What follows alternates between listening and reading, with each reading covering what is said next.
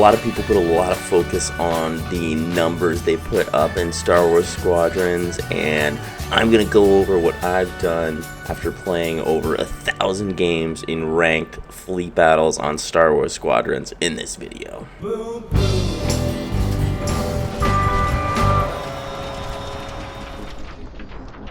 Hey, this is Time Bomb. If it's your first time checking out the channel, hit that subscribe button to catch all the updates.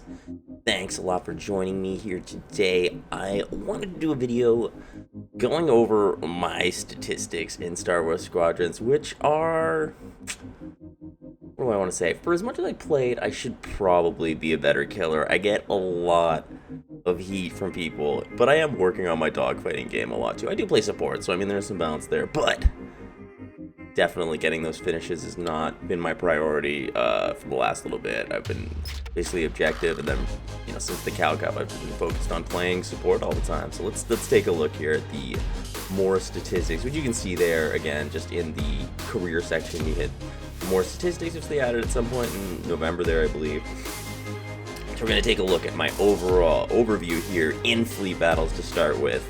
You see total playtime 240 hours. Yeah, I play this game every day from about 2 to 4 hours before I head to work. So yeah, I've played a couple games. Slightly higher playtime on New Republic. Interesting. There we go. Played 1,015 matches, which is honestly crazy because it's been I just crossed 1,000 about a week ago, and I've only played 15 matches and 7. That's 2 games per day, and honestly, I'm playing probably 4 hours on average the last little bit getting ready for Cal Cup. So this is the fact that I've only been able to play like 15 games in 2 games over the last week shows how hard the matchmaking has been, how long it takes for us to find matches. It's crazy. Highest score 3,600, should probably be higher for sure for a sport player. My win rate is 76%, pretty happy with that. Definitely had some struggles, got into the 60s in just late November, December there. I think it was at 69, nice, but gone on a nice win streak, and then really been playing successfully. Everyone I play with is around 0.79, 0.8. Phoenix and Gong, who I've basically played 90% of my games with since then, have only slightly higher win rates than me.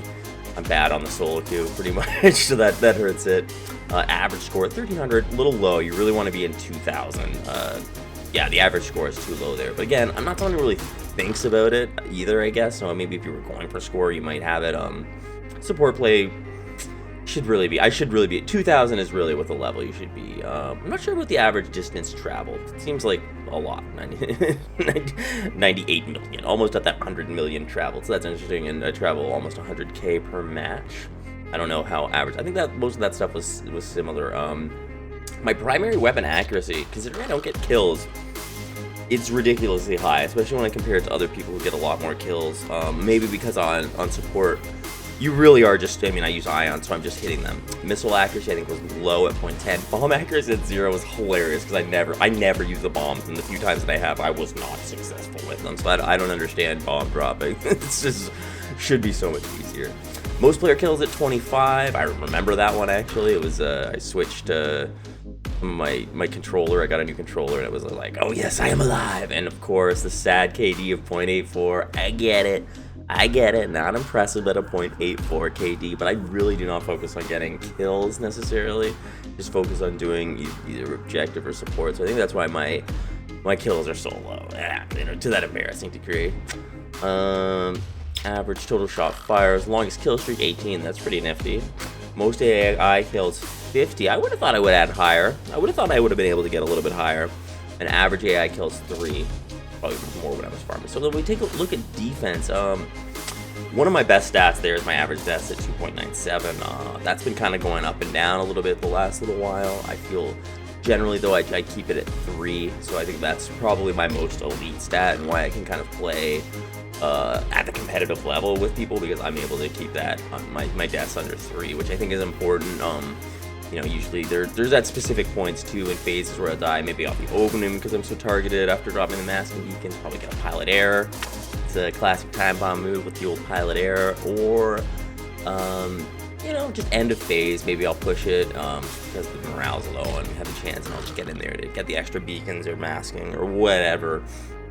just to help out at this change of phases and take the death when it doesn't matter. So those are usually my 3 death points, and I think keeping it about there is the most you can really give up on the competitive level. 3 deaths is even pushing it, unless, especially if I'm, not getting kills, which has actually kind of changed a little bit for me lately. I'm actually changed my support style a little bit, getting a few more kills, but yeah, keeping your deaths low, as many people know, don't die. The most annoying and best advice in this game. So that's the one thing I'm able to do, is to keep my deaths at 2.97 there. I've been lower. I was at the lowest 2.79, I think, in the last little bit, but I haven't been playing the games as much lately. Maybe I've just been dying a little bit too much more lately, so it's been pushing to 4, so I gotta get it back down under 3. Longest lifespan 11 minutes. Most missiles destroyed 25. That's a funny one too. An average missiles destroyed 6, which is very important. I think that counts as torpedoes as well. Just taking those out is very important defensively, so I do a good job with that.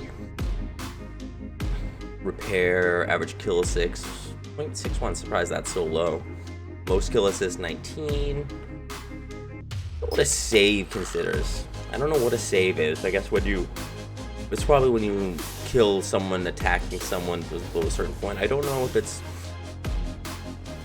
giving me my repair. Total hull repair 917. Getting close to that million. Almost there. Average hull repair done. Okay, subsystems.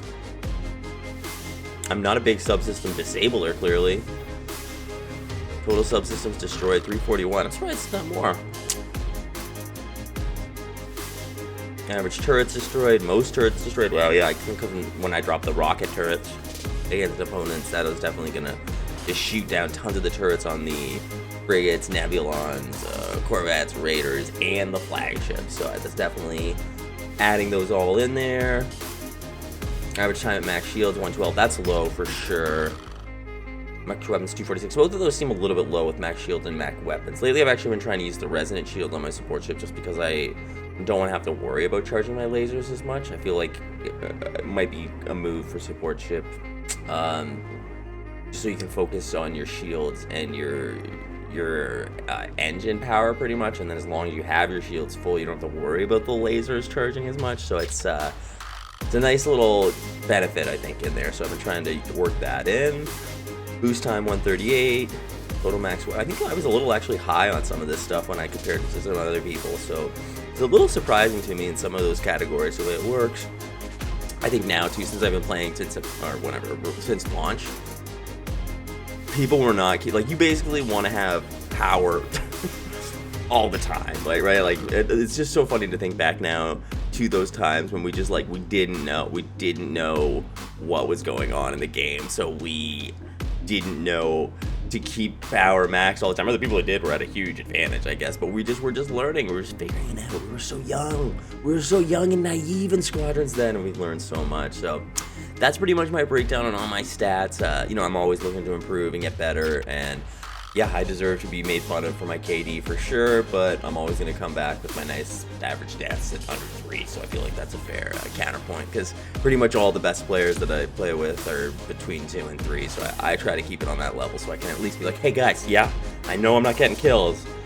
I may not have the K and D, but I do have the D and K, alright? That's what I'm saying. Might have a little K, but I got a big D. That's all I'm saying with my stats, alright? You heard it here, guys. Thanks a lot for checking out this video. That's my thoughts on stats, giving you a breakdown on what we're seeing of a lot of higher level players and how they're doing, and just why I do not match up with them. Give this video a like, give my channel a subscribe. I am now going to start saying this, I am on the road to 2K subscribers, so hit that sub. I'm really loving making Squadrons content and seeing a lot of good positive feedback from everybody watching. I really appreciate that, guys. Thanks for checking out this channel. Sorry I have such weird hair today. I don't know what's going on. I'll fix that up for the next video. And I hope this mustache didn't creep you guys out. I will catch you guys next time. I'm Time Bomb. Have a good one. Boom, boom.